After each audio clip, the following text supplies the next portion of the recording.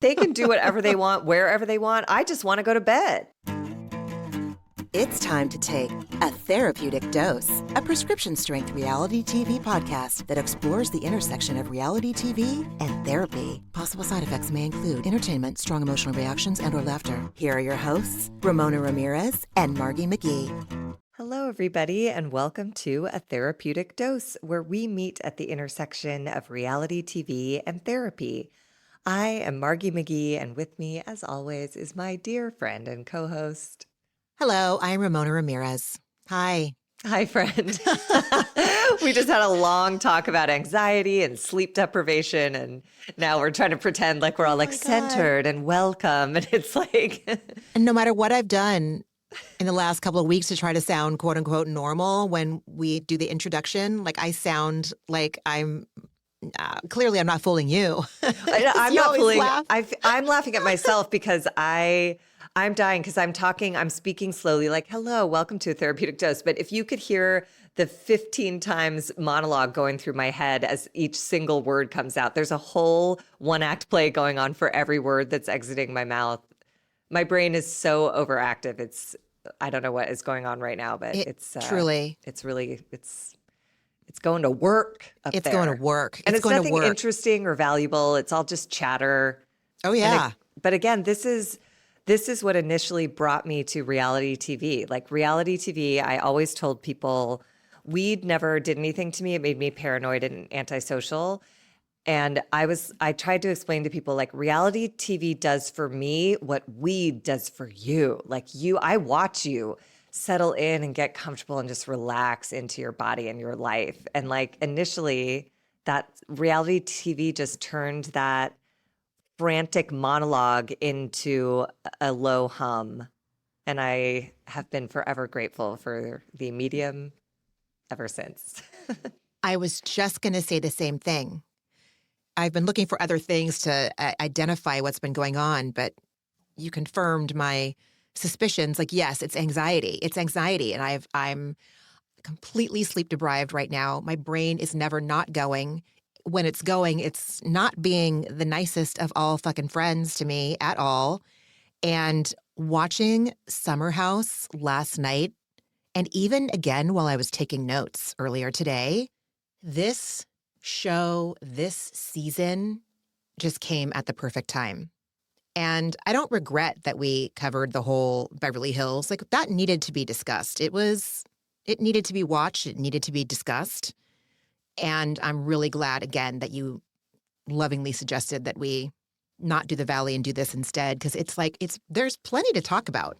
It's fun and light. Not light, but it is. It palatable. Feels like summer. It's summer. It does. I love an East Coast summer, and it really just gives me that feeling of like humid, long nights. And I don't know. I can't take anything too seriously in a humid East Coast summer because the heat just slows you down out there. At least that was my experience. So I was never really all that mad in the summer because I was just too sweaty to be bothered. But out here, it's been cold and gray. So my brain is just like, let's go. Yeah. It's been crazy. Shall we? Let's do it. All right. This is Summer House, Season 9, Episode 13, Changing Tides. I like it. I do too. I like it. Yeah. Coastal theme. Very. We start with Paige and Lindsay arriving at the house. And Lindsay reports that she checked in with Lexi this week.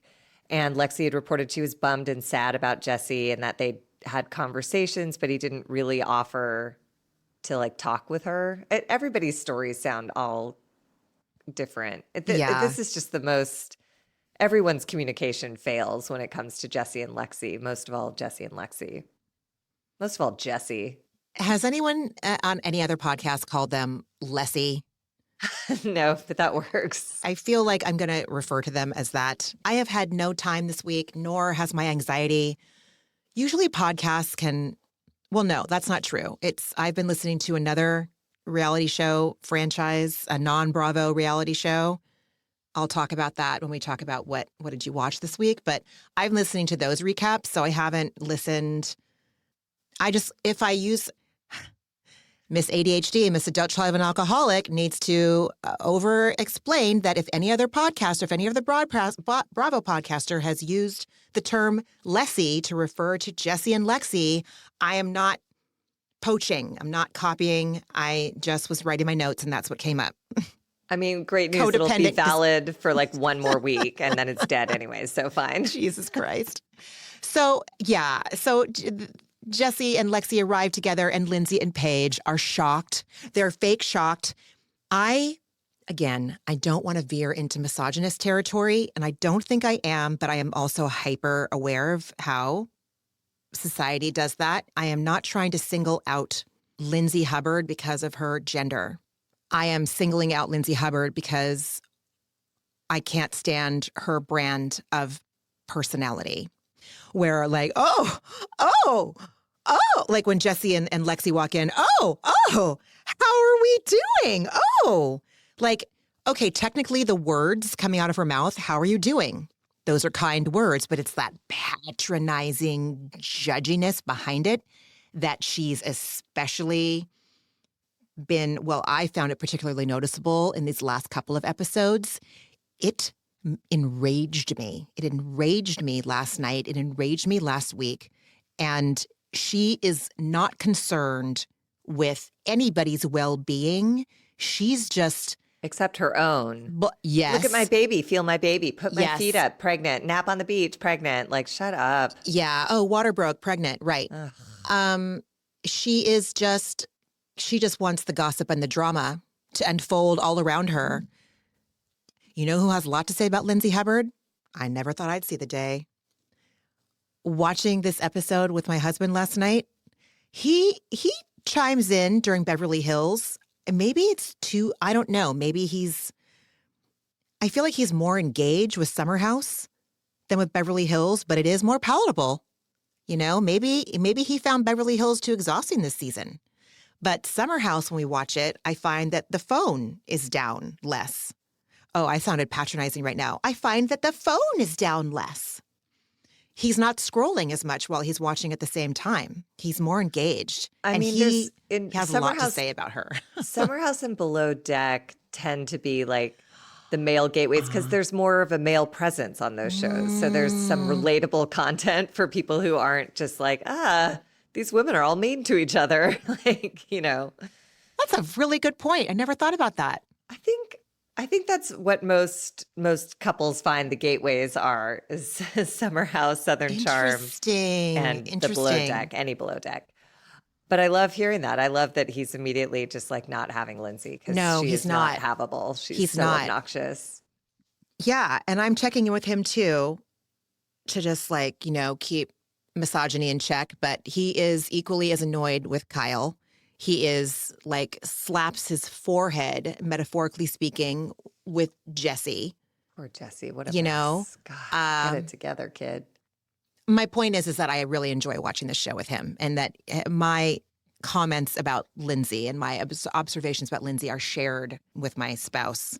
Yeah. I mean, however, if I had been sitting in there and the last thing I had seen was last weekend, Lindsay going like, fuck being exclusive. Put that shit out the window. I'm done.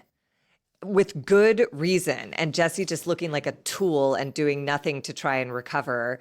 I would have been like, you drove here together? What is actually happening? And they walked in like, hey guys.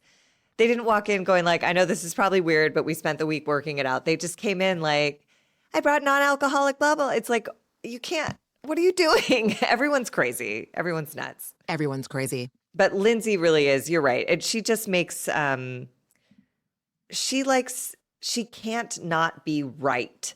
So the way she acts when they come in is like, well, what you're doing is wrong and my expectation was right. So I'm really going to make it clear that you guys are crazy and I'm the only sane one here. Thank God I'm old and sober and pregnant so I can make life make sense to all of you fools. It's just like, you don't know anything. You're a nightmare. I can see that. You got pregnant 20 minutes after your engagement broke up. Like, what are you doing? What are you doing? Come on. Oh, And not that there's Lindsay. anything wrong or bad about that, but it's just like if you have all the answers, your formula's real weird, you know? Yeah, that's the thing. Just live and let live. Lexi can see the shock on her castmates' faces and, answers Lindsay's passive aggressive way of saying, oh, okay. And she explains that they had lots of hours and hours of conversations this week. I can understand the shock of seeing them arrive together, but also at the same time, no, yeah, you're right. I can understand. I was projecting my lack of shock onto the castmates but they weren't there. They didn't see the scene where Jesse came over to Lexi's to, have a quasi breakdown of what they were going to do. But I didn't leave that scene. I didn't think they would be together. Oh, when I they did. showed up together, I was like, say what now? I did. Because the last thing we heard her say was maybe we're just not compatible. And I was like, yeah, well, you're definitely not. And that's obvious to everyone. Oh, they're here together. Yeah, but she seemed like she was saying the words, but to me, her energy did not match it at all. Her energy was like she wasn't done. And he wasn't done. And I think she was gauging it to see if he wasn't done. I don't know, maybe not. I was asking myself today, has anyone ever had a clean breakup where you're just like, bye, bye? Especially if there's still chemistry there, like where there's not like a... And if you have to live under the same roof, it's so much harder to avoid each other and feel bad than it is just to do 2 more weekends of whatever this bullshit is. Just lean in and then let it go. I don't blame them for making, Lexi in particular, I do not blame her for making that choice of it's just the path of least resistance to enjoy a couple more weekends with this tool and then reevaluate once. And she said as much last night. She was on Watch What Happens Live. And she said that at this point, at the weekend that we just watched, which is the second to the last weekend, I guess. Yes, because Ciara said she has just enough patience for one more weekend of these idiots. But they didn't, when they said that next week on Summer House, they didn't say on the season finale of. So do we have 2 more episodes before the reunion start? Oh, I don't know. Or is it the season finale? I don't know. They just didn't say it. They didn't say on the season finale. Who fucking cares? My point is, when she was on Watch What Happens Live, she said she had the energy to finish out the season with Jesse, and she felt like that would be easier. So I think she's right. And honestly, I don't think it's a bad move. Yeah. And then Paige has a little confessional where she says they're being weird. They're weird together. And it's that's true. And then Lindsay's confessional, this is what I can't stand about her. She goes, I'm more confused every time I help them. And I was like, well, then butt out, dude. Then the message I would take from that would be ooh, my help complicates things even further. So maybe I have no business helping. Did anyone ask anyway? No. Stop. Is the help in the room with us now, Lindsay? Because I've seen you dole out advice that nobody is asking for. But also, I don't know does she think that people are people flocking to her? Are people seeking her out? Listen, no. Advice on how to be an influencer, I can see reaching out to Hub House. Fuck yeah, dude. She knows how to work that machine. As far as anything else, no. Oh, do I sound like her right now? As far as anything else, no. Ooh, do I spot it? I got it? I don't know. Lindsay is she's such a weird one-off for me that I just She is a one-off, right? Just in her borderline narcissism. Yes. It's just always about her. She's we're talking about their relationship and she's talking about they confuse me every time I help. It's why are you in this sentence? Just please let anyone else have their own story. Wow.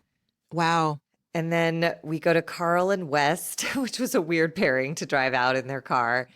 And West reports that he went out last night with Jesse and Lexi, and Carl's like, oh, as friends? And he was like, no, they were grinding on each other in front of Lexi's mom and sister. And then is that when we get the little flashback to 2:30 in the club and Jesse's grinding on Lexi and there is Lexi's mom 3 feet away. All of it is just not my scene, but whatever works. West is perplexed and Carl looks confused as well because this is very confusing coming off of last week. You know what confuses me more than I'm so confused. That's a kind. I'm confused by the soft bar logo on Carl's ugly ass hat. That logo, it's abysmal. It's a shocking level of terrible. I have no problem when people want to use a serif. Use a serif. But that typeface, that logo looks like they whipped it up in first generation Microsoft Word format menu. It's bad. And I'm shocked. And I'm hoping that this is not an example of the people putting up the money for this bar and Carl, like, marketing and finance, they always underestimate how critical creative is. And that logo is bad. And I hope, listen, my husband is one of the best of a designer. And when I saw that logo, we were watching last night, I'm all, babe. He's like, oh, yeah. And I just, you know how Erica Jane says that she was practically a lawyer? Well, I'm practically a designer because of what I've learned from Josh. And I just really hope that, I don't know, it bothers me. And I think that Carl could have done a lot better. And I just hope that the logo alone isn't a harbinger for how this business is going to go, because it was not thought. It is, Margie. It's like, wait, but I thought it was clever. Am I stupid? Because it looks like it says soft, and then the T is the bar, and then it says bar, right? I thought it, but I guess to me, I don't know. I thought First it of just all, said soft bar, but like there's no space in between the lowercase t and the uppercase b. I don't know. I could be wrong. I just find, to be honest, my aesthetic taste, I cannot, to me, the Loverboy logo makes me want to fucking talk about like inciting my anxiety. That thing is just like cursive and loud. And I'm just like, I can't. I'd so much rather have soft bar. So much rather have soft bar. It's clean and it's simple and like I can get on board. But I don't know anything about design, so I am not the person to ask. And it's not a great sign that neither one of us can exactly remember what it was. Do you know what I mean? Yeah. At least with Loverboy, it's like I can picture it exactly. The capital L and the lowercase OV are blah, blah, blah. Yes. The whole thing is, it lives in my nightmares, but it lives in full, vivid, specific reality. Oh, God. So, It's good just for them. bad beige hat with the bad serify typeface. And I just, anyway, no one called to hear about my opinion on Carl's logo for his bar. I mean, I feel like he probably got several different options, and I imagine he chose that one because it's like plain beige, it's soft bar. Do you know what I mean? It's like he may have made a misguided choice as CEO of Soft Bar. Using a first generation Microsoft Word format menu. Or choosing typeface that options. from the options that were presented to him. Do you know what I mean? I'm go sure there were like 10 or more options, and he was like, that's the one. And they were like, are you sure? Oh, God. Well, I'm not sure, but there's time for rebranding before he opens it up. Anyway, movingon.org. Amanda, Ciara, and Kyle are on the way. And Amanda says that she saw Lexi and that she informs Ciara and Kyle that Lexi's giving Jesse a second chance. And I appreciated that Amanda conceded immediately. And she said, listen, I've given Kyle more chances than he deserved. And I liked that Kyle was all, oh, but he didn't like, he was vocal, but he wasn't like, what's he going to say? We all saw it. Anyway, I appreciate that she was frank about it. She's not rewriting their history. Yeah, and Kyle, reports that Jesse has portrayed the relationship to the boys as pretty fucking fraught. So like everyone's a little unclear how this is the case, that Lexi is giving him a chance. And Ciara asks Kyle about the guys' dinner. Kyle says the conversation that night was mostly about Ciara and how Ciara and Jesse were beefing after the arm touch heard round the world. And I love Amanda for jumping on it immediately. And I appreciated her irritated tone when she said that's because Lexi got upset about all of Jesse's flirtatious behavior with Ciara. And now Jesse is passing the buck by placing blame on Ciara. This is Jesse's problem. It is not about Ciara. And I loved her for having so much clarity and just nailing it in the moment. Absolutely. I feel like everybody got what should have been Jesse's portion of being able to get it. I don't know what it's going to take, but it's clearly nothing yet. No, he is Nothing so. else. He I've cannot never seen anything see it. like It's it. shocking, truly. And It's even in his shocking. confessionals where he's had distance and time from the experience, he's still like, he seems crazy. Like it just seems completely irrational how he has framed all of this for him to be victimized. It's nuts. It's nuts. I've never seen anything like it. It's really, Never. it's quite something. Yeah. Which leads me to love Amanda and Ciara even more when they enter the house and Jesse goes, "Hey." And Amanda and Ciara completely ignore him. Don't look at him. Don't respond to him. And he just slides his stupid sunglasses on. And I was like, good. Have some discomfort, you dope. And then Carl and West arrive and Kyle goes to take the call from his sperm doctor. And we find out that he had the choice between email and a phone call. So not to be rude, Kyle, but like, I don't believe you when you say you're nervous about the results, because any doctor, if it's a bad result, you don't get the option of email. They're not going to True. like, okay, sir, you're fine. All right. But he does mention in his confessional that he is concerned that Amanda may no longer want to have kids. And that is something he has not anticipated. And that could be a legitimate pressing problem down the line. Could be, but I kind of doubt it. But I kind of doubt it too. But yeah. but I believed him. Like he looked genuinely kind of taken aback when they were having their lunch at the end of the last episode when she was like, "It wouldn't be the end of the world if you're sterile." And he was like, "Wait, what?" Which again, I feel like if he had been paying attention, this would not be a shock to him. But in fairness, remember last season she was taking fertility tests and that's when Right. she discovered something was wrong. Like she was pushing for the move to New Jersey for kids because she couldn't picture them riding tricycles in New York City streets. Like, but that's just, to me, it's evidence of how mentally unstable she was. Like her brain was betraying her. So she was trying to soothe it with thoughts and plans. But when I'm chemically unbalanced, the thoughts and plans I make are not the best for anyone. all you right, know? that's true. That's And now true. she seems fully like she's got her prescriptions just right and she's feeling good. And like, yeah, she talks about it later, but it just doesn't feel like the time to fuck with that when she's like happy, Yeah. legitimately, truly feeling happy. Then Carl, sweet Carl, asks Lexi Sweet how Carl. she's doing. He's so thoughtful. He's so thoughtful. And he says he's rooting for her and Jesse, and he relates to how hard it can be to date under that roof. And then sweet Carl asks, how's he doing? You know, he's such a thorough, thoughtful man. And Lexi says that they've talked it out and got down to the nitty gritty of what's going on, which again is vague. And I don't know what the nitty gritty is, except that Jesse's a moron. So Jesse just is going to say, yes, dear, no, dear, yes, dear, no, dear. But then behind closed doors, do go, whatever he I don't wants. know. I don't know what I did. Yeah. Yeah. It's so annoying. So yeah, the group asks Jesse for his take on how he and Lexi worked it out. And he said, well, poor communication on my part. Jesus He Christ. says my communication with Lexi was poor. And he says that in front of Ciara, whose communication with her, while he thinks it was so innocent, it read to the entire party that they were going to fuck that night. So maybe your communication, not just with Lexi, is a little bit skewed, sir.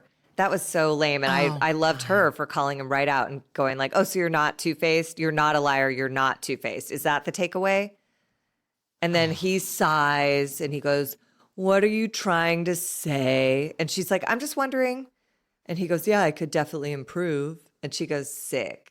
I And love then in his Ciara. confessional, he's like, oh, Ciara is not someone you want to dislike you. It's pretty brutal. Now I know how Wes feels. And I'm like, dude, what you need to be saying is, oh, Ciara isn't a friend that I should be treating this shitty.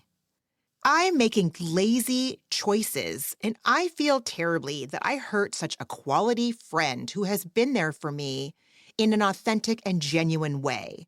And I'm really uncomfortable with how badly I made her feel, and it's not her responsibility to remedy my discomfort.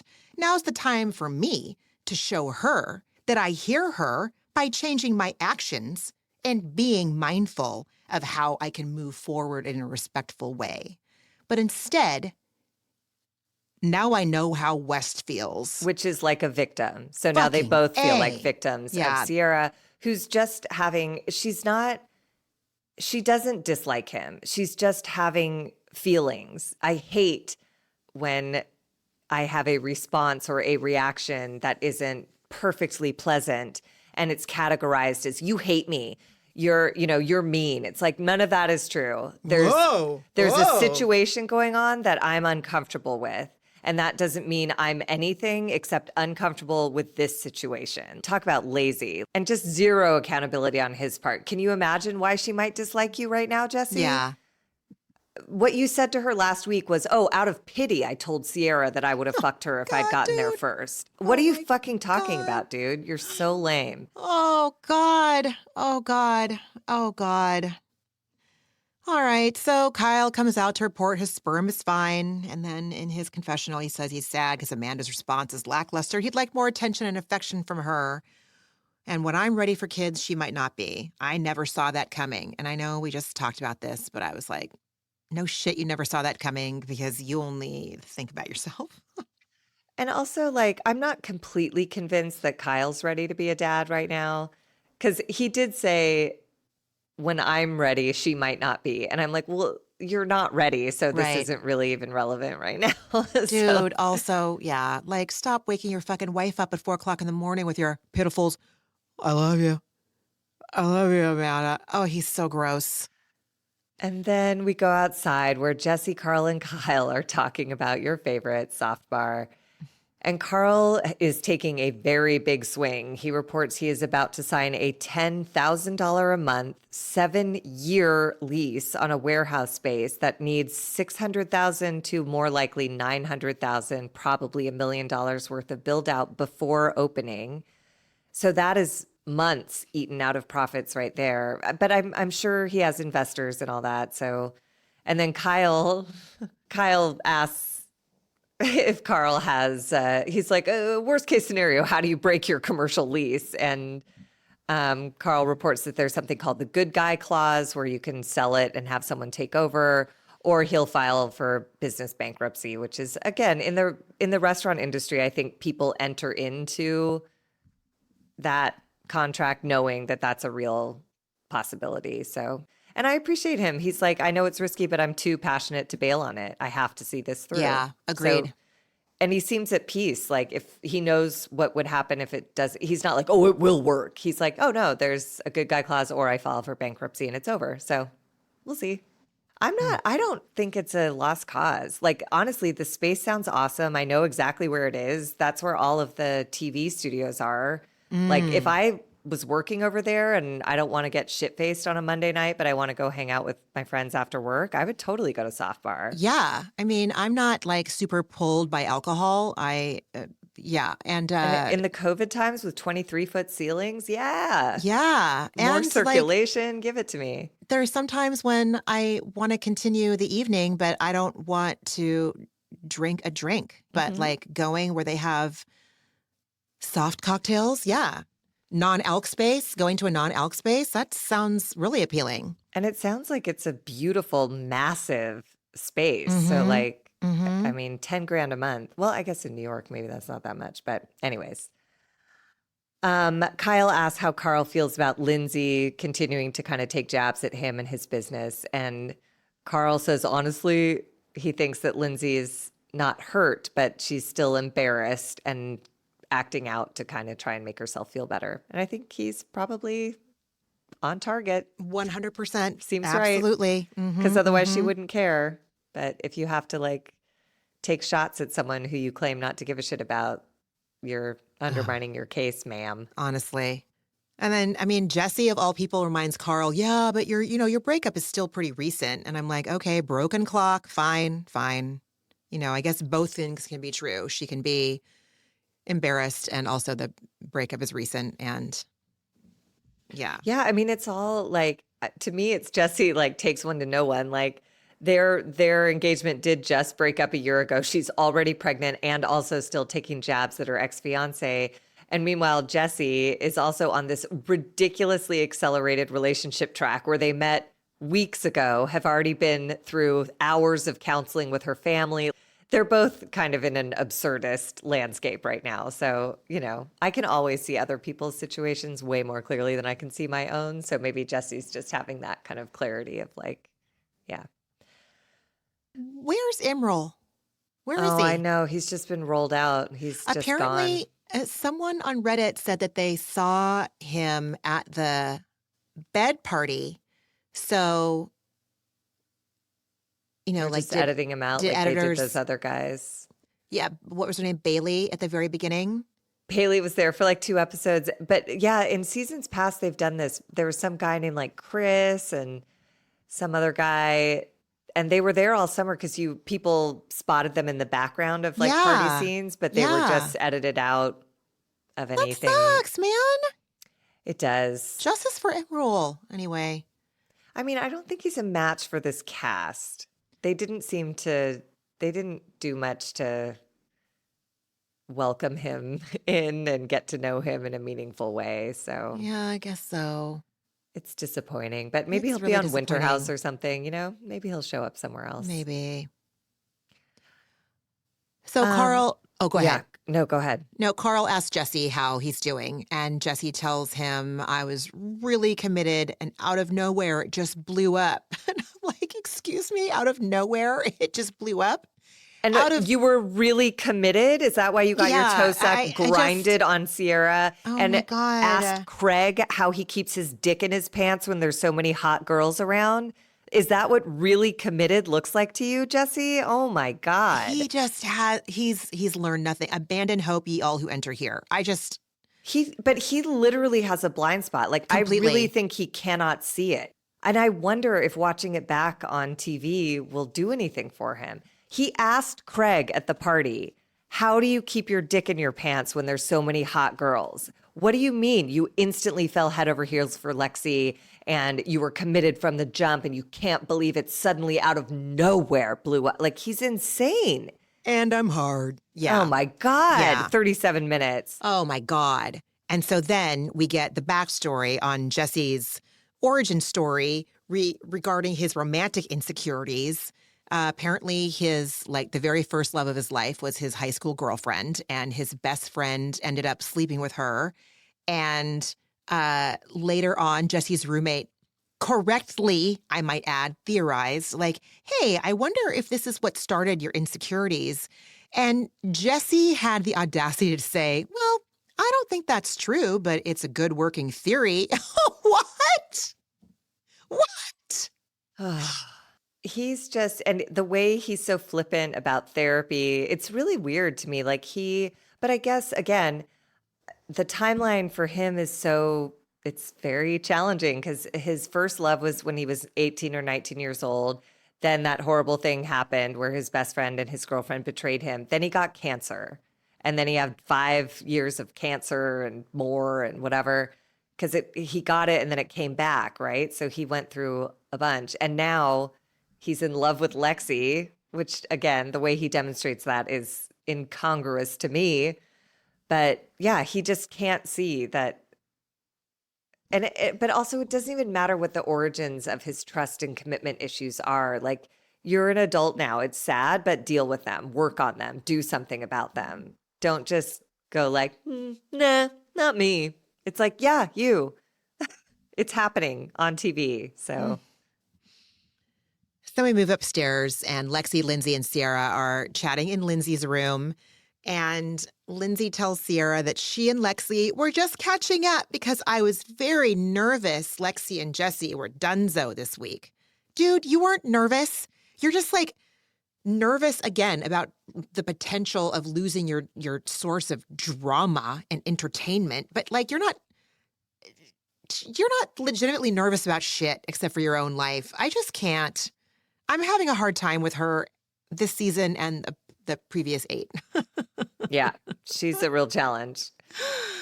And then Lexi again reports that she and Jesse talked all week about adjustments they need to make in their relationship. And she says she doesn't know if they'll be together forever. I think full well knowing we have 2 weeks of this left, but she's willing to let go of these prior miscommunications. And they both care about each other. So Lexi thinks it's worth training him. And I was like, Gross, dude. Well, but it's also just so she's 26, right? It's like that's the yeah. age where you learn that, there's no way to learn that without trying it. Oh my God. So she will soon learn that that does not work. God.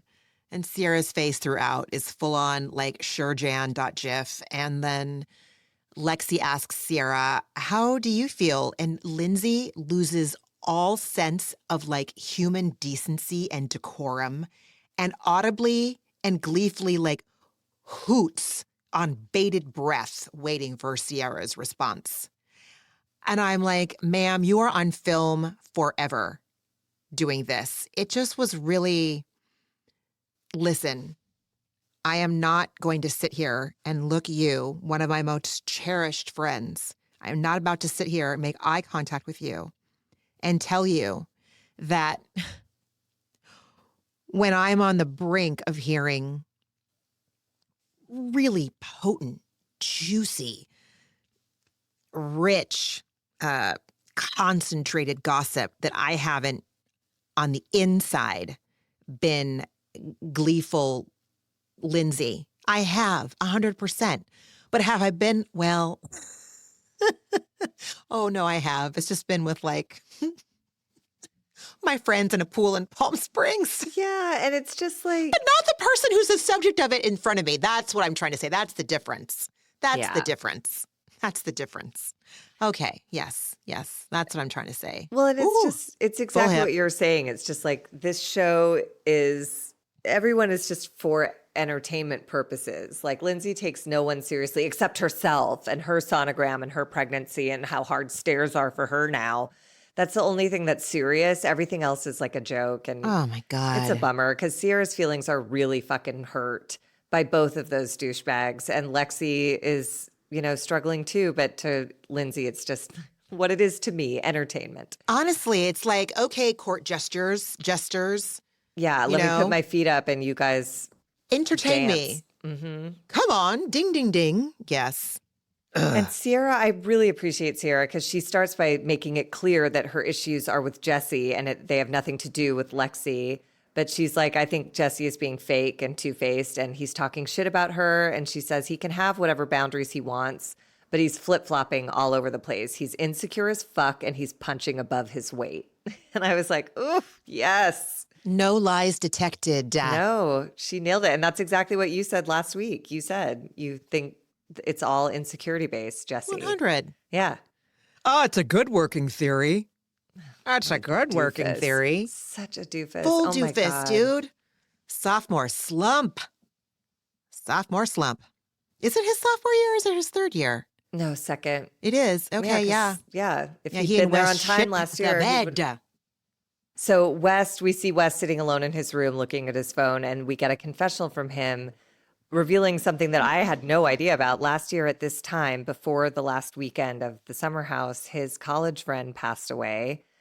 And West is pretty straightforward, saying like he doesn't know how to have feelings. And Ciara was there to comfort him last year, like in the immediate aftermath. But at the 1 year mark, he seems to really be struggling with like grief and what that means and what to do with it. And he needs support. He needs professional support, in my opinion. That's a shocking and scarring loss. And to just like make mukbang videos for TikTok isn't going to fucking soothe that wound, sir. So It's working for him now, though. It's still something. I know it's not working, and you know it's not working, but he's still, at least up until, at least he's talking about it. yeah, no, it's during true. these confessionals and at this dinner that we're about to see. And he said in that confessional, he's like, it's a really good quality to have, being able to process and feel your feelings. And Yeah. I don't know how to do that. Yeah. So at least he's Yeah. identified the problem. If he ever wants to deal with it, that's the next step. But at least he has some clarity on like what's causing him like agita in this moment. And then we're all getting ready for 2 dueling dinners. Like, what's up with the dueling dinners? Why are there 2 separate dinners? Did I miss something? Or is it just... I think they said they couldn't get a reservation for everyone, but I actually liked it because it gave everybody, it separated the people who normally like pair off. Yeah, that's true. So Jesse could talk about Lexi and Kyle could have a break from Amanda, or Amanda could have a break from Kyle. and Lindsay and Carl could be separated and not just be like, hello, because the meals are a little stilted with everyone sort of being protective of around their exes or whatever partners. True. So we start off at Catch with Kyle, Lindsay, Paige, and Jesse. And Kyle thinks it would be hilarious to ask for an American cheese stuffed olive.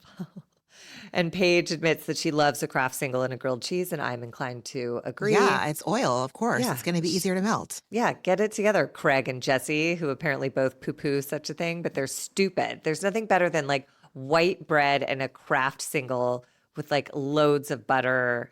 They don't know how much they love it. That's the grilled cheese that they get at whenever they order it, and they don't know how much they love it. Anyways, we find out that Craig was in town for just 24 hours and he posted cat content with Paige's cat. And that is all we hear about Craig in this episode. Well, that's not true. There's one very poignant line later in the episode, but that's where we first are reminded that they're a couple. And then you take it. You go to Oakland, baby. That's your home, sweet home. Then we have Amanda, Ciara, Wes, Carl, and Lexi at Oakland's. I had to do a double take. I was like, oh, yeah, it is called Oakland's. Okay. Wes kind of prods Amanda to like cheer on Kyle's sperm news. And we see the confessional from Amanda saying this is the first time that she's felt like herself in years. Pregnancy is not for now. She wants to be hot and happy for the time being. And I celebrate this metaphorical cosmic high five, and absolutely. So, and I love that she has clarity. She's like pregnancy, birth, postpartum, motherhood. Oh my God. All of these things will throw off her equilibrium, and she'll be prepared for that if and when she chooses to have children. She really seems like centered and peaceful and happy, and you know, it's lovely to see as someone who's watched all these seasons. It's like, oh, there you are. Oh, how nice. It's so nice to see you. So of course, she would be a great mom if that's in her future, but like it's nice that she's going to give herself this time to enjoy the fruits of her mental health labors. I think I forget that we're all still coming off of COVID. We're all still coming off of being cooped up in our houses and the bewilderment of it all. I still feel like I haven't recovered just from the anxiety. Yeah, it just hit me because New York especially was just pummeled. It was pummeled. Well, and she was in like the depths of Yeah. her depression. Yeah. And she was living with a workaholic, impatient partner. That's what I'm saying. Who was like, you're lazy, get up, I do everything, you don't do anything. So someone who doesn't have an understanding of depression being an illness that doesn't allow you to get up and do stuff. Like it literally is a physical hindrance to doing and being who you want to be. Yeah, so absolutely. that was a dark, to have that depth of depression, and for the person in your space all the time to be rolling their eyes and stomping around and I'm doing everything. I'm doing everything. Which you are. And like that's a real thing, but it's not because she's sick. It's not because she's not trying, you know? Exactly. So I understand that she wants, you know, it's like being in like heavy surf and trying to breathe, and all of a sudden the ocean is still and it's like, fuck, I'm going to float. I'm just going to fucking float. Don't tell me to get pregnant and bring on the waves. I just want like a summer or two to float.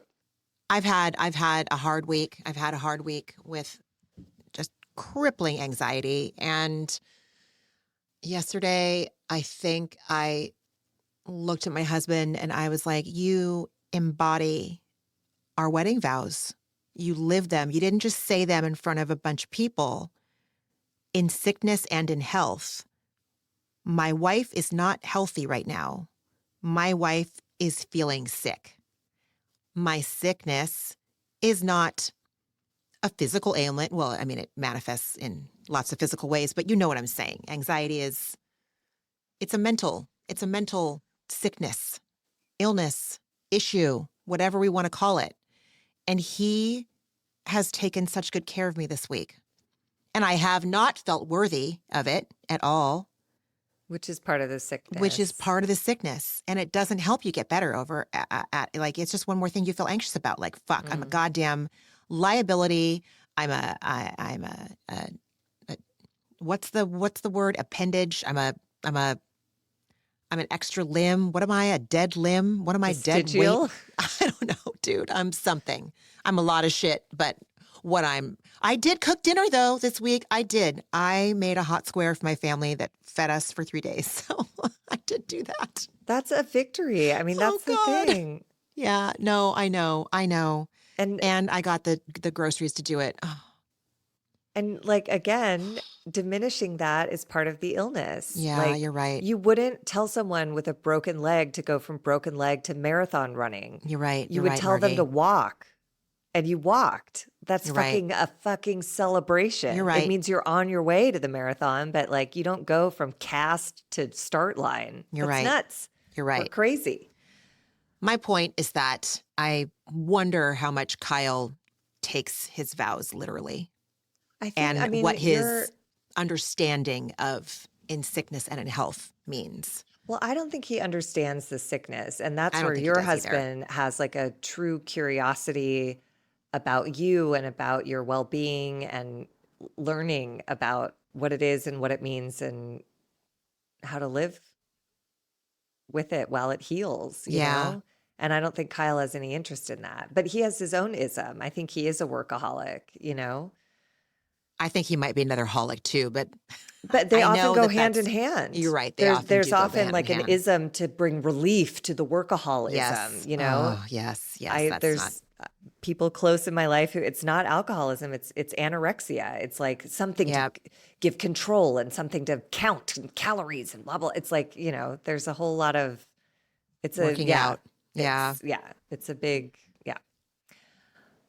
and then we go back to Ketch, and Jesse asks Ciara for advice after she called him a two-faced liar. And he goes, chill, like what happened was not that serious. And I'm like, it was to her. And it was, period. But even if you think she should chill out, it wasn't that serious. It was that serious to her. Do you not care? Like, it's crazy to me. He's so awful. He's so awful. And he says he wants to apologize, but like, is she going to accept my apology? It's like, you don't get to ask that. She is owed an apology, and how she receives it should not be your concern.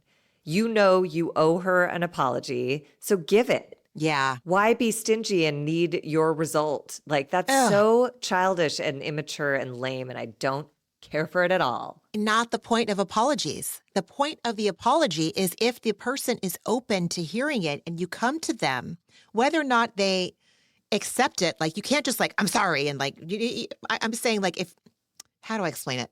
Like, if you're given the consent, like, like we all know they exist in this house together every weekend. They are in the same room. If he was to like, if she was getting a cup of coffee in the morning and he sidled up next to her and said, hey, listen, can we grab a coffee and go outside? I don't see her saying no. She didn't say no. You know? Oh, yes, exactly. At the very end, she didn't. She didn't say no. But the point is, Jesse, it's not about whether she's going to accept it. It's about you got to give it regardless of what that outcome's going to be. And as I learned for the first time in my life when I was 25 in a 12-step room, there's a difference between an apology and an amend. Yeah. An apology is words, and what actually matters is that you change your behavior after you say whatever you've said. So even if you say, can I talk to you? I want to apologize, and they say no, you change your behavior anyway. Because if you know what you did wrong and you feel gross about it, then you make your life right and you can attract them back into it. But he just doesn't, he just wants what he wants when he wants it. And he wants everything to be cool and he wants everyone to be chill and he wants to do whatever he wants and suffer no consequences. Like he said to Lexi last week, I don't want to break up because of actions I took. What? What? Can't with him. He's so insane. He's so toxic. He's And so he makes it toxic. He's worse. tall, Yeah. fine. He's tall, but like great. Oh my God, Ramona, you should read the comments. I went on his Instagram and he's a nightmare. He's even more of a nightmare when he's curating his own material. The comments are hilarious. It's like, it's so people see him and he does not see himself. And so he continues to post, but like the people who are commenting are really funny. And What are they saying? I mean, basically, he did one where he's like walking down the streets of New York and he's like, I'm going to turn the comments off, guys.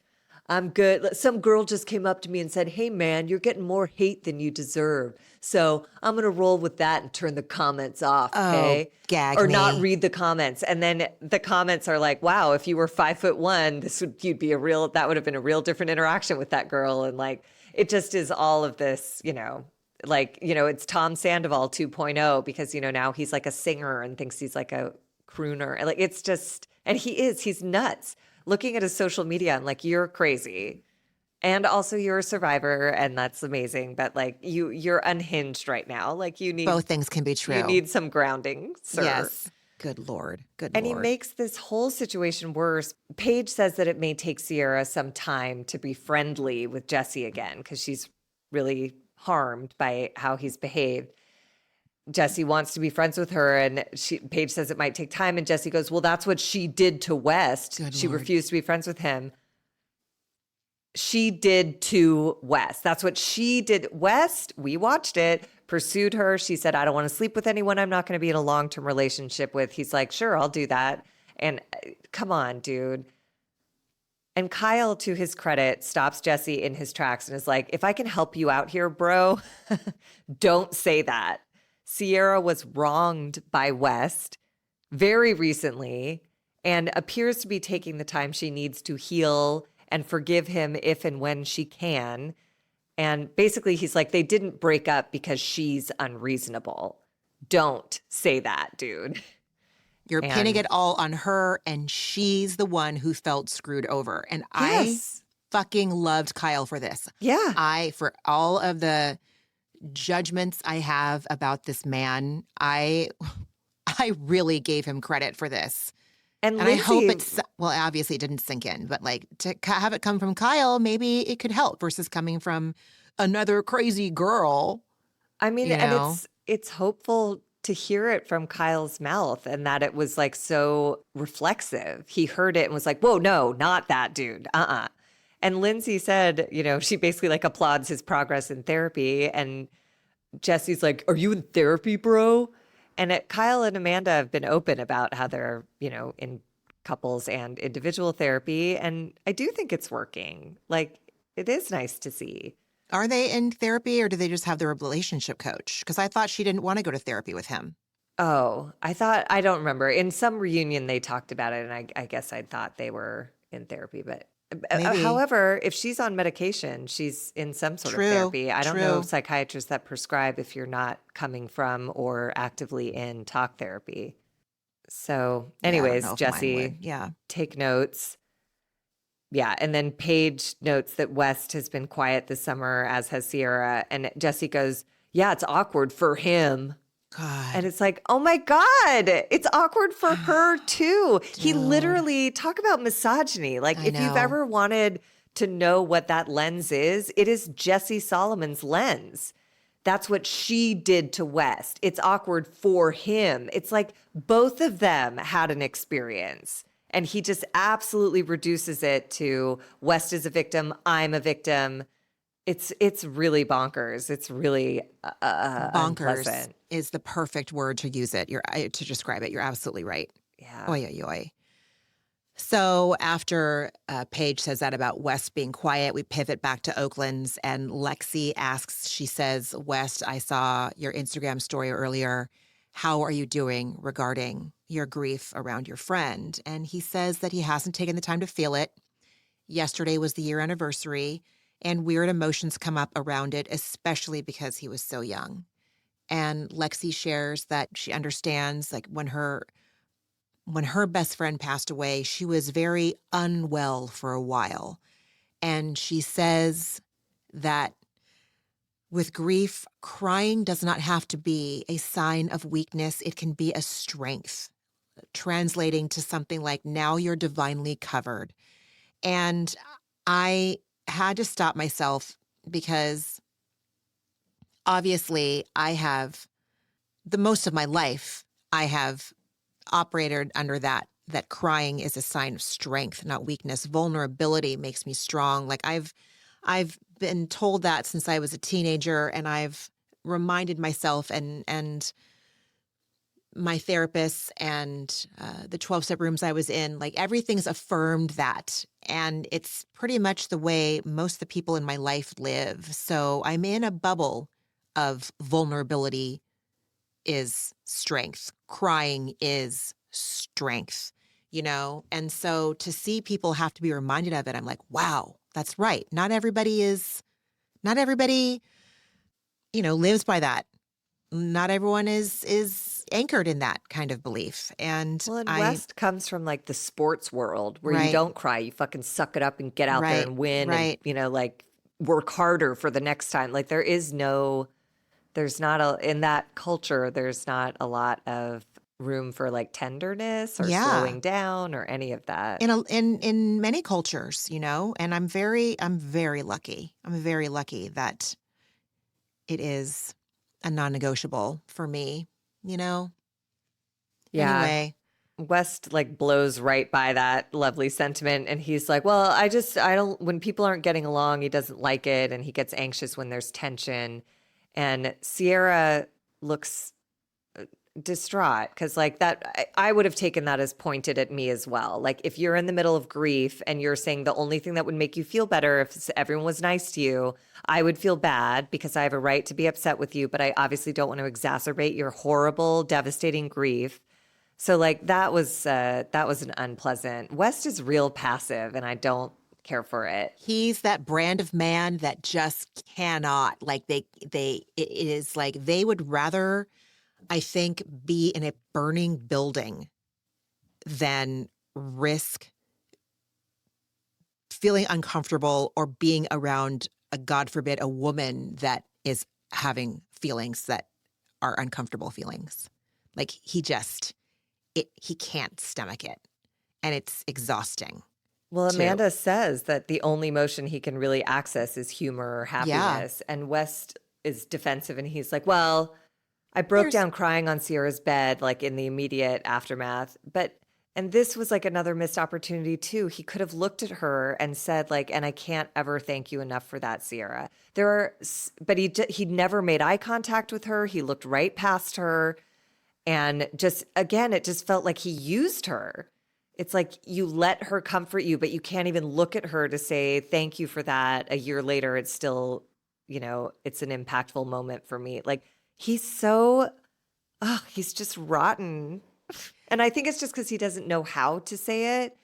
But at a certain point, it's inexcusable. You're an adult now. You got to learn how to say it or you lose someone like Ciara, who's never looked more gorgeous walking away from a table. Oh my God. The back of that outfit, I was like, oh my God, what a dramatic exit. And also what a gorgeous dress. Back, you look amazing. front, smoky eyeliner, like all of it. Stunning. She's jewelry, just everything. Stunning. She's gorgeous. I mean, unbelievably effortlessly stunning. Gorgeous. Absolutely. So, oh God. And it's like, he says he's glad that they asked him about this before he had a beer, or he'd probably cry about it after. And I'm like, oh my God.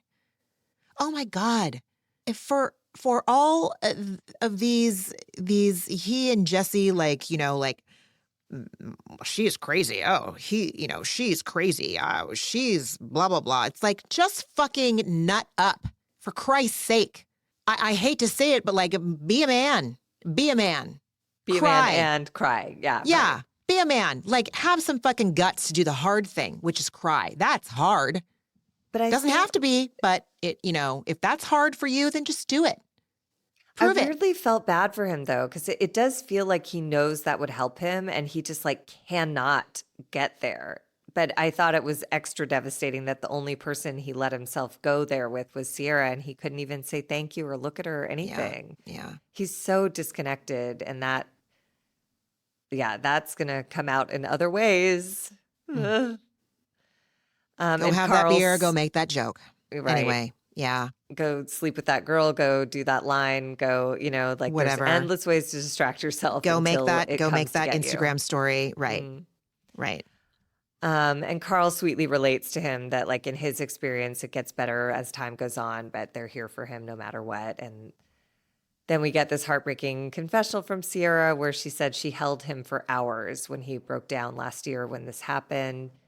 And basically she's like, West has no problem leaving our friendship for dead, but she's struggling to come to terms with everything that has happened. And I don't blame her. I don't didn't know either. this adds a new level of complexity to that relationship. That's like, that was a new level of intimacy. And from someone like West, that's West's version of Ciara sleeping with him.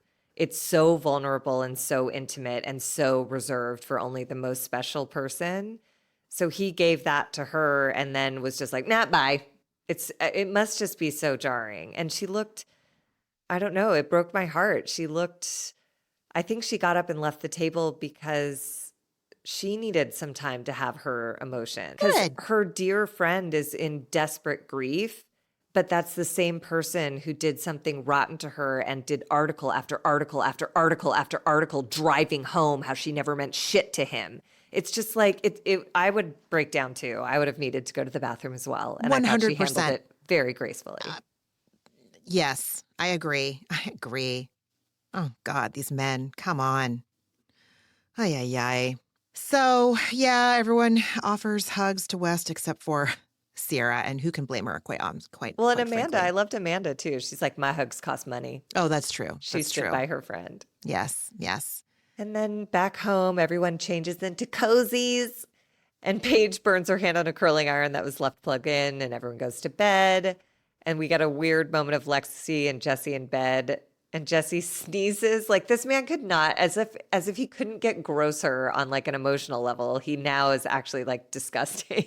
They're like making out and he sneezes and goes, sometimes when I get turned on, I sneeze. But Gross. It sounded like a big wet sneeze and they were like under covers. And I'm like, oh my God, that must have been just. And this is after he's like, I missed you so much and I was so sad. Like, ew. Dude, this is the shit that you're leaving out. This is the shit you're not telling your friends. Mm-hmm. You're so unattractive and gross. He's one of those people who like my sponsor, my first program always told me, she's like, there need to be 5 people on the planet who know everything about you at all times. And Jesse is someone who no one knows everything about him. He would have told nobody about 37 minutes getting his toe sucked. Imral knows that, but nobody else does. Lexi's the only one who knows how much he loves her and blah, blah, blah. But then he tells everyone else that Lexi's psycho and he never wanted to introduce her to her parents. So he's one of those people who's like, who the fuck are you actually? Who are you? Which one of those personalities belongs to reality? Because you're all over the place. He makes me so itchy. I don't like him. Me either. Not at all. Not at all. Kyle does his routine. You know, he always likes to come home after he's drunk and like binge on whatever's on the counter. So he binges on a muffin and then does his pitiful "I love you" to Amanda 2-step before he, gets in bed himself. You can set your fucking clock to this man. And Paige grabs a hunk of frozen chicken out of the freezer to like soothe her hand on. Like, ma'am, there were no peas. There wasn't like a bag of like acai smoothie mix, raw chicken, not even in a plastic bag. Oh, so grossed out. Poultry grosses me out so much. It must have been a real bad burn. Yeah. She just needed relief. I know, but damn. So the next morning, Amanda, Paige, and Ciara are all gathered in Ciara's bed, and Amanda tells them that she thought that the both of them were mad at her last week, and I just wrote down depression, rejection sensitivity. Like, I can relate. Oh my God, my friends hate me. They don't, but I feel like they do. It's insane. Shit. Anyway, so Amanda asks her friend, asks Ciara if she got up from the table because she had to pee, or was it awkward listening to West? And she said both. But she was also giving West space to process his man feelings. So that's my commentary. Anyway. But I think she needed privacy to have her 100%. feelings. Yeah. Mm-hmm. And then Amanda reiterates that West can't express emotions other than happiness.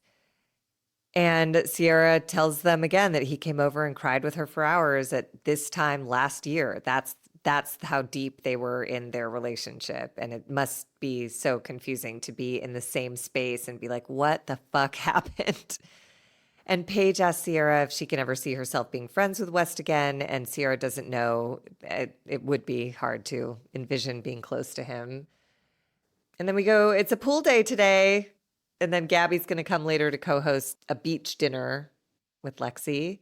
Then we're out at the pool, and Kyle, Jesse, West, and Paige are gathered, and they're talking. And West asks Jesse if it's fully squashed with Lexi. And Kyle asks how they went from like the deepest of dark deep ends last weekend to business as usual, where they find themselves now. And Jesse, in like the quintessential refrain, goes, "It was her." And he said she listed why, I'm the worst. And then later in the week, she called to ask if they'd get back together. And somebody said, like, is that what she said? And he was like, that was the gist of it. And I was like, okay, so I don't believe anything you're saying. I don't know what's true.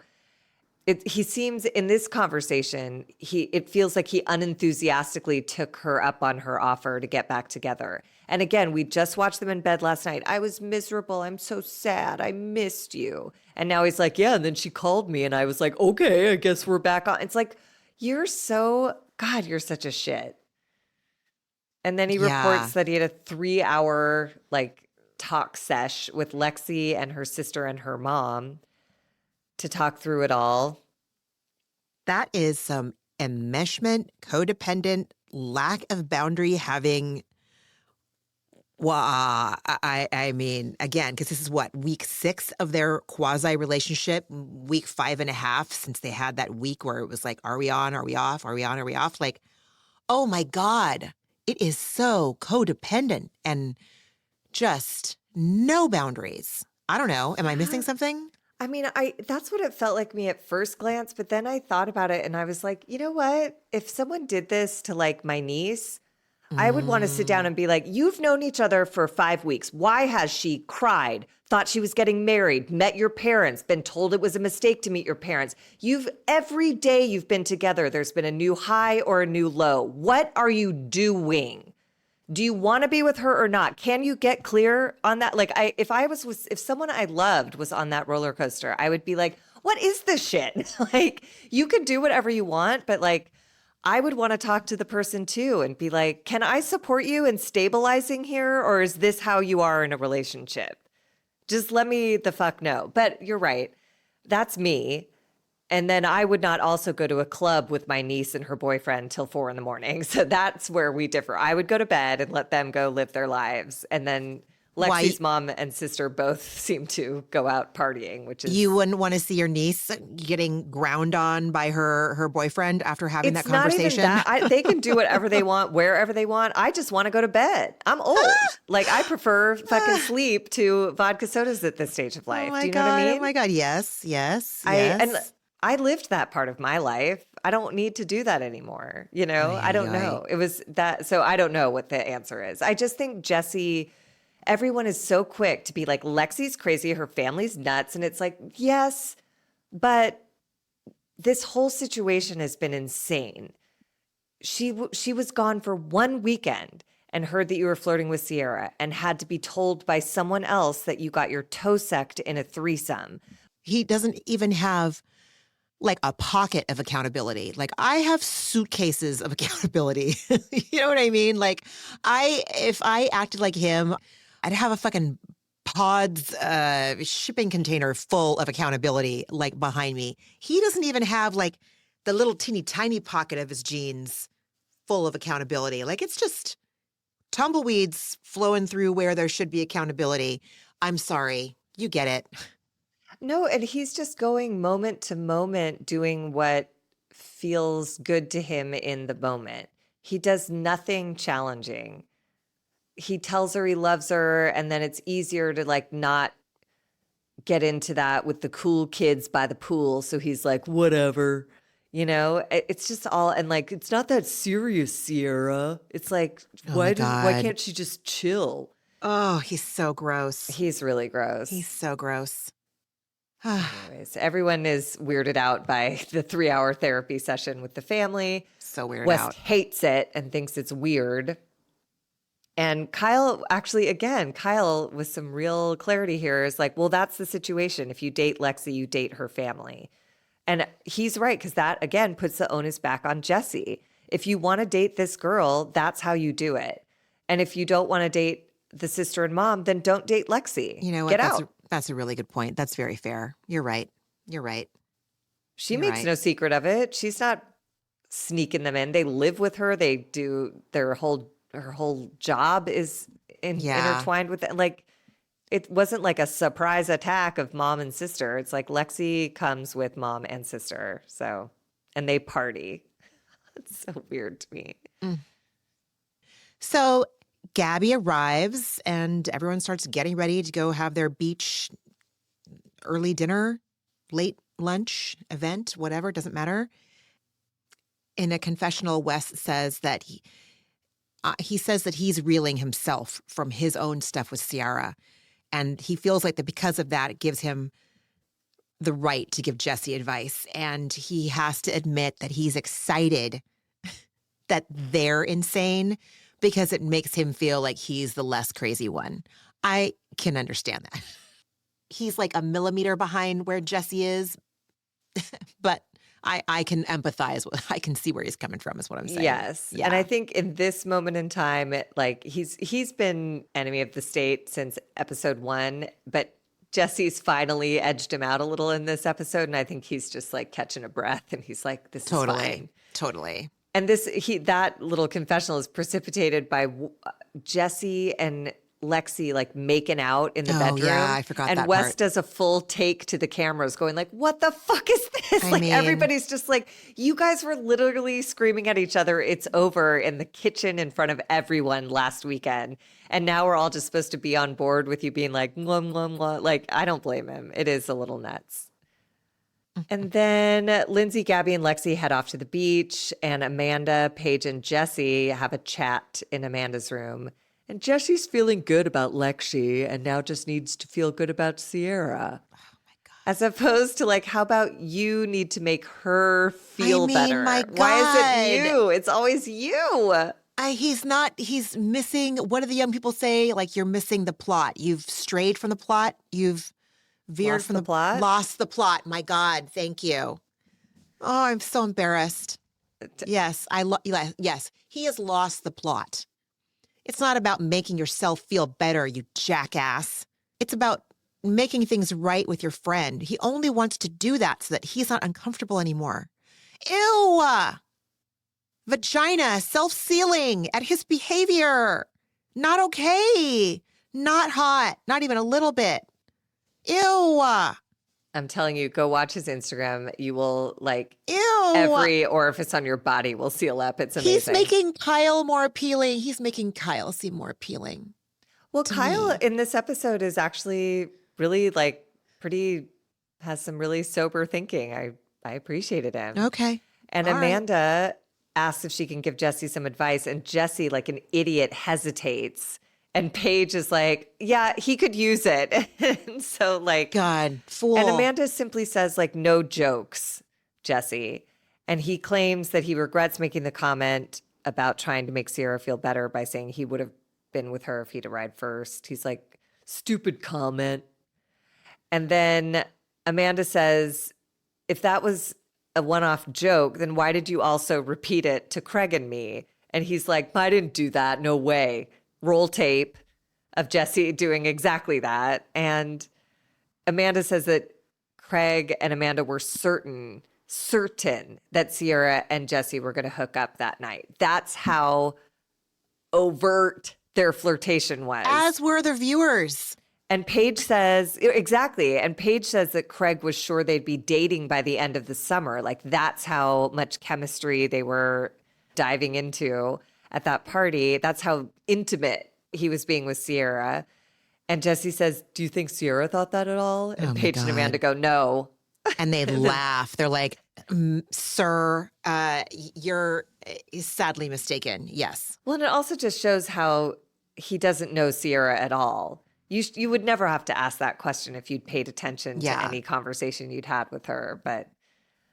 And then Amanda just suggests that Jesse have a transparent conversation with Ciara. And then we have a weird cut to West spraying his clothes with Febreze that made me gag. He was wearing clothes, smelling them, and then he like put Febreze all over them. And I was like, oh, sir. Because you know that smell of like musty T-shirt with Febreze on it. That is college. That is college, period. I took Leo to Taekwondo this afternoon, and I am very sensitive to smells. I've been like this my whole life. Don't know. Anyway, whatever. I'm like a bloodhound.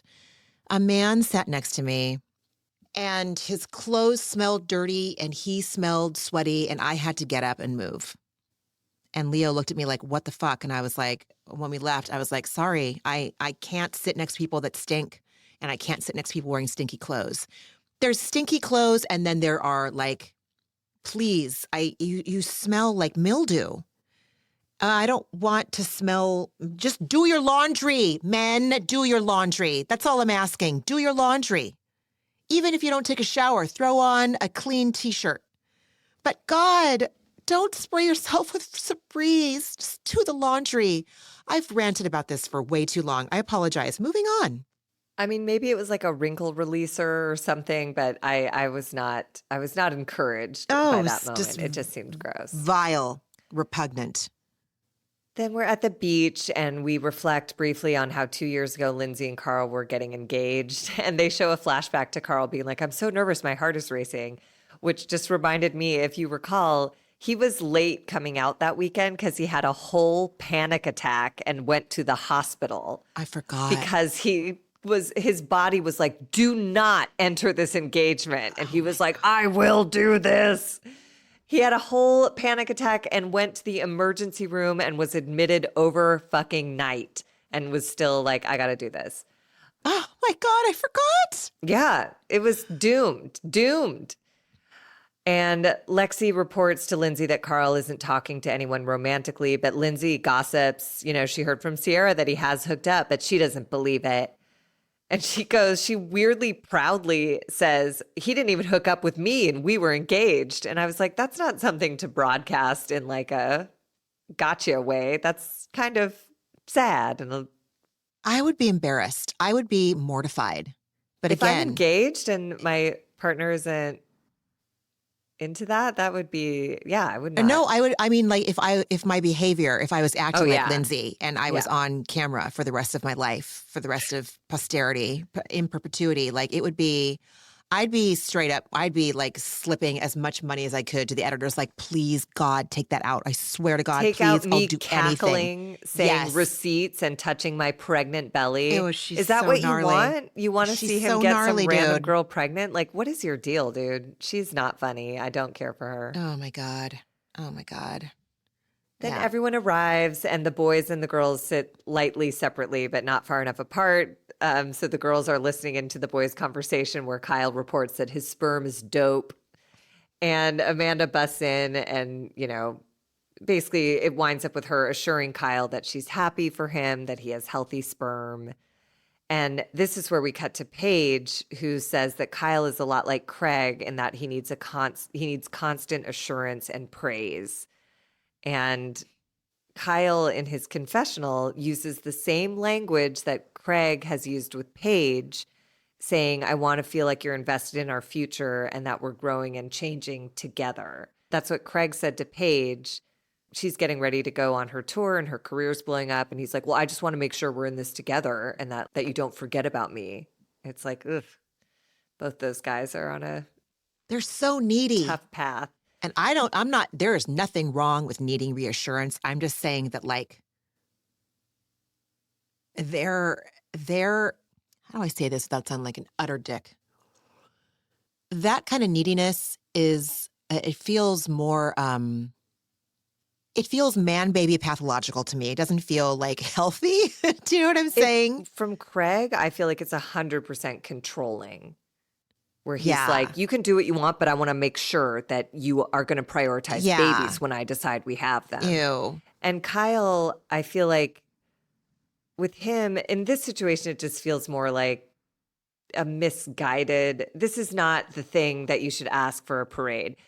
You had the choice of a call or an email. Nothing is the matter, okay? So Amanda was not invested because there was no concern. Nothing was real in this moment. You're not actively trying to have children. So, and I thought it was sweet of her to go sit on his lap and be like, I am excited for you. This is all good news. If there had been a problem, I would have been right by your side. You know that.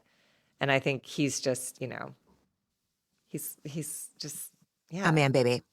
a little bit. I apologize. But I'm a lady baby, so I get it. You're I not need a lady lots of- baby. I am. I need lots of support and encouragement. I'm Carl. Like I remember in his conversations with Lindsay, like, I need a hug. I need I know, but like I need that's encouragement. it's different though.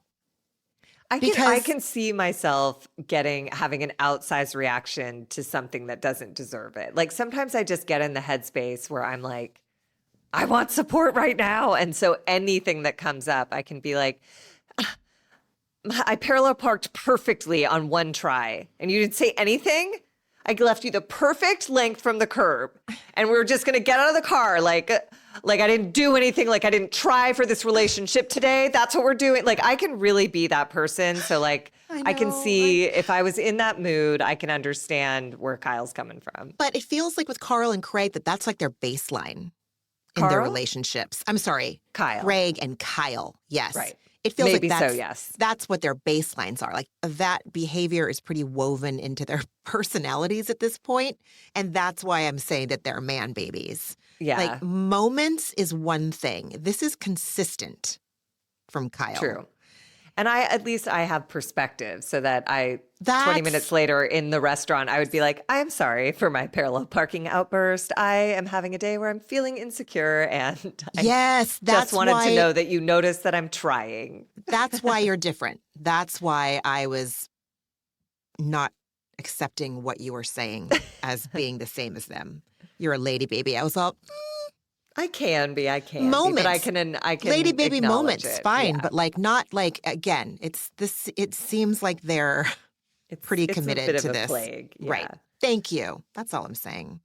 And then I did get a legitimate laugh in this next little moment where Kyle is changing and West is holding two umbrellas and the sun is catching the shadows just perfectly. So it does look like a full-on anal moment. And I'm a child. And so I laughed very hard. I appreciated the editors for leaving a lot of it in so I could really get a good laugh. And it was great. And that was it. And I'm then glad for you. Yes, I know. I figured me and like the, whatever, like 20-year-old boyfriends are watching this show with their girlfriends. So it's like, that's for us. Because then we close out with the serious stuff of Jesse asked to talk to Ciara alone. And off they go. Yep. He apologizes for saying he was trying to make her feel better. And Ciara, I just love her. I love her when she's in this space of just like, I'm not open to this. She's like, I don't need your pity. I don't nurture friendships with that kind of dynamic. And it basically just added insult to injury when you did the don't touch me bullshit. And he's like, it was a joke in the moment. And Ciara fucking nails it. This is what I've been trying to say for weeks. She goes, usually when it's a joke, people laugh. You weren't laughing, and I definitely was not laughing. And she goes, you're the one sending mixed signals, playing both sides of the coin with me and Lexi. And Jesse's like, oh, what should I have done? Say like, hey, it's really upsetting Lexi that we're so close. Should we take a step back? And she's like, yes. And he's like, okay. It's like, you do. And that really made me sick because I was like, oh, you do know what to do, Jesse. You do know the right thing to do. And like you said, he's just too lazy to take a breath and like try to be a man and do right by a human being who is his friend. And like she said, call me, text me, pull me aside and have a conversation. But at a cancer event, to shrug me off and shame me like I'm some whore pouring myself all over you at like the Cancer Society, fuck off. And she said, yes, you could have texted, you could have called. I would have understood. She said that. I'd say that 9 times out of 10, when you come to somebody that you care about, that you have a friendship with, someone's going to understand if you come to them and you're honest. It's a very typical reaction to be understanding in a friendship. You know what I mean? Even if they don't like it, it's like that's always my thing. When I have something to say to someone and they come at me with like anger or whatever, I'm like, you don't have to agree with me, but can you understand? And she, like you said, she explicitly said it. Had you come to me with any level of respect, I would understand. Because she said, I'm not trying to make Lexi feel uncomfortable. You know, if that's the result of us behaving how we behave, then obviously I would have backed off. Bruh. Right. What a jerk. What a jerk. Like I try to like refrain from using just, low barrel words like jerk or an idiot and whatever. But he's just like, he's a jerk. He's a jerk. And he's learned nothing. Nothing. 0.0 has this man learned. And having looked at his social media, I'm just like, wow, you've learned less than nothing. Oh, God. You're taking some reality fan on the street who came up to you. And by the way, most of the comments on that post where he's like, some girl just came up to me and said, I'm taking too much hate. Most of the comments were like, never happened. That never happened. She doesn't exist. You're full of shit. Give me a fucking break. Go sing some more, grandpa. Like, it's just everybody's having none of him. I mean, I would log off. Like, log off. You would think, but that's the thing is he loves any kind of attention because he's like, I'm not going to read the comments on this. Yes, you fucking are because you left them turned on. Dude, seriously. So you want to soak up the hate and make yourself a victim by it. Because of course, every 100 comments or so, there's one that's like, we love you, Jesse, keep going. And those are the ones so embarrassing. Those are the ones that he'll DM back and be like, hey, we're partying at the box tonight. Why don't you come through? Ew. Oh, God, he's so gross. He's so gross. And I love Ciara for saying, I'm just over. She's like, I'm just over you. Like, I don't really care, honestly. Yeah. I'm over you. And she doesn't say it, but basically she's over West as well. And she's like, I have the patience for one more week. And that's just enough to get me through the summer. And Jesse looks all hurt because, again, he's immature. And he thinks that if you offer an apology, you should get forgiveness immediately. And like, that's not how it works as an adult. You have to tolerate the discomfort of the person who you've harmed while they take time to heal and decide whether or not they're going to forgive you. Sorry. Idiot. Oh, I can't wait, though. I can't wait for the next episode. Like, I hate having to wait. It sucks. I know. The show is so good. It is so good. I love it. Friend, what else did you watch this week? I didn't watch a lot this week. I watched Atlanta, which I'm really enjoying. And you know what I watched is the first, I'm 1 or 2 behind, I don't know. The first 2 episodes of The Rehearsal, the new Nathan Fielder show on HBO. Yeah, I mean, I the keep second forgetting. season of that show. He's brilliant. I don't know how the man conceives of these shows. It's some of like the most thorough, thoughtful writing I've ever borne witness to in my life. I am fascinated by it. And it has some darkness to it, so it's not like, but it's fascinating and I love it. So those were the most impactful things I watched this week. How about you? What did you watch? I watched Survival of the Thickest, season 2 of Survival of the Thickest. I've got a couple episodes left. Highly recommend. It's on Netflix. It stars Michelle Buteau, and she's hilarious and stunning. And the sets and the costumes and the stories are just like, it's so good. Love that show. I'm not into this season at all. I'm sunk cost fallacy, man. Like I've loved every season. I understand it's campy and terrible, but I also like love it so much. So I'm going to shoulder through, but I'm not, I think I'm like 2 episodes in, maybe 3, and I'm thumbs down. Love Hotel, obviously. God, I keep forgetting. I keep forgetting to watch Well, that. good. Now you can dial it up and watch it at your leisure. Series finale of Gemstones. Yeah. Yeah. Yeah. I haven't Damn watched it. it yet. I told my friend Edie, who's on the show, I told her, I'm like, it's like I did this with Friday Night Lights. I couldn't watch the last episode because I didn't want it to be over. And that ended like over 10 years ago. And I still haven't watched the last episode. And I'm too greedy for comedy to like not ever watch the last episode. But I couldn't do it on Sunday. I was like, I'm not ready. I'm not quite ready. I wasn't either. We did Yeah. it. I think we watched it 2 nights ago. Yeah. Was not ready. I was like, Yeah. I can't do it. I was in such an anxious state. And I was like, I can't be in this state to watch this show. Yeah. It's so, I'm so sad it's over. I fucking cried, dude. I cried at the series finale. I keep hoping if I run into Edie, like I think I've met her once or twice when I've been with you. She wouldn't know me from a stranger on the street, but like I would grab her by the shoulders if she let me. And I would just like, I would go off on how Gemstones is fucking chef's kiss, no notes. Every goddamn line is like, it's worth everything. Anyway, SNL, and then this is going to lead into my antidepressant as well. Love is Blind, season 8. Is that the most recent season? Yes, it's the one that you talked about a couple of months ago. I know I'm late to it. Like I was watching season 7 when you were watching season 8. But you're right. This is the best season besides season 1. This is the best season of all time. There's like very little wannabe influencer shit. People are talking about real life stuff. My God. And I loved it. And people are like not compromising. Yeah, I'm so glad. Like this show, I'm glad I saved it. I needed it this week. Reality TV, it nurtured me. It helped me navigate hours of my anxiety that I could not, I didn't know what to do with myself.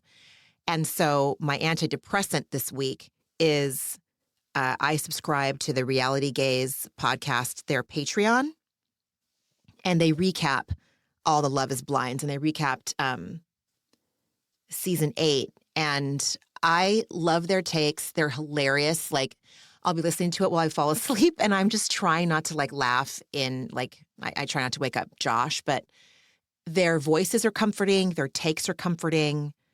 Reality TV and their podcast, antidepressant, 100%. Love it. Me too. How Love about it. you? What was your antidepressant? My antidepressant this week was The Groundlings, which is the sketch and improv theater out here.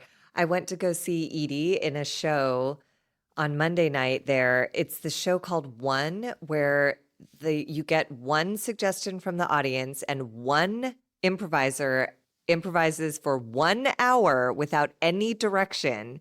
And it was fucking phenomenal. It was like the most, and Edie is like, she's having such a moment right now. She's in like top shape, improv shape. And like, it was spectacular. It was the funniest shit I've ever seen. And just like so amazing. It was amazing. An hour straight, just improvising all on her own, like a one-person show based on this suggestion that the audience gave her. It was amazing. And then I did a show there last night. It's just such a joy. Like the audiences are always full. They're always there because they want to laugh. They're not there. Like a lot of stand-up audiences come with their arms crossed and are like, let's see what you got. But people come into that theater just like, let's go. Let's see. Let's have a good time. And it was such a good time. And there was a couple people I'd never worked with before in the show. And I was so like, I was dying laughing. like I got a show out of it too, watching them, like just watching people be like free and creative and funny, just so much laughing. Like it was a really good week for lots of laughs, and I needed them. So it felt great. And I Margie, appreciate the Groundlings for being like a little haven for that, you know? fuck yeah, dude. Yeah. Oh, God. That's what I miss about being there. I miss Yeah. being able to just, you're like, oh, I'm doing a show. And I would go and I would fucking just, God, I just loved watching you do shows there, going to shows with you there. It's Loved so it. fun. The Oh, the man. space is great, like the live band, like there's So just that great. place is really it's a it's 50 years old now, but it's like Wow. it was so well conceived by those drunk jokesters, those drunk clowns who put it together in the 70s. Like it's amazing. So I got to be there a bunch this week and see people I love there. I ran into like old friends at Edie's show, and it's like a real community, you know. It's a good spot in LA. So for people who haven't been, go check out an improv show there. That's what they do best, and they're great. I mean, top tier, platinum, top shelf. The Gemstones, the Righteous Gemstones, the majority of that is improv, isn't it? No, because Edie was a writer on that show too. So obviously they do like improvised takes and stuff, but there's a full functional writer's room, and a lot of it is, super ultra scripted. And then obviously everyone Danny McBride cast has improv training. So it's a loose set. And that's another thing I loved about that show is just knowing what a positive experience it was. Everyone on that cast like legitimately loves and respects each other. They actually really truly make each other laugh. They would do anything to make their scene partners look great, you know? There's nothing selfish about that show, which is like pretty remarkable in entertainment and in comedy. It's like it's really I often wonder if I'm biased about that show because I I like watching it because I know that's true, you know? It makes me feel so cozy. Like these people like legitimately love doing this stupid shit together, and that makes it even funnier. I've heard nothing but great things about how generous Danny McBride is as a creative and as just a person in general. Like my cousin and I are constantly talking about how much we love him. You can tell they have so much respect for each other, and that you can just like the fun they're having with the lines, they're just luxuriating, and it's oozing, and there's no ego. It's just freaking a brilliant, brilliant show. I'm so grateful So that they good. made it. So wild. Like what? Anyway, Wild is the word. yeah. And Danny McBride is like such a good person that show's shot in North Carolina for the last like 4 years or whatever. And he feels such a sense of responsibility to the people who he employed on that set that he's creating a whole new show with Edie that will also take place and shoot there. Should it get picked up, which it should get picked up. But that's how much all of it meant to him is he's like, oh, these people deserve continued employment. So I'm going to focus my next project on with that as the priority. I mean, how great. I mean, For all the turds that yes. circulate in this industry, there are some real fucking gems, pardon the pun, but there really fucking are. And he's one of them. God, I love it. I love it so much. Well, I didn't know this was going to turn into a Righteous Gemstones appreciation I know, podcast, but right? here we are, and I don't care. Yeah. I'm happy to sing their praises. Oh, bless. Anyway, if you know, you know.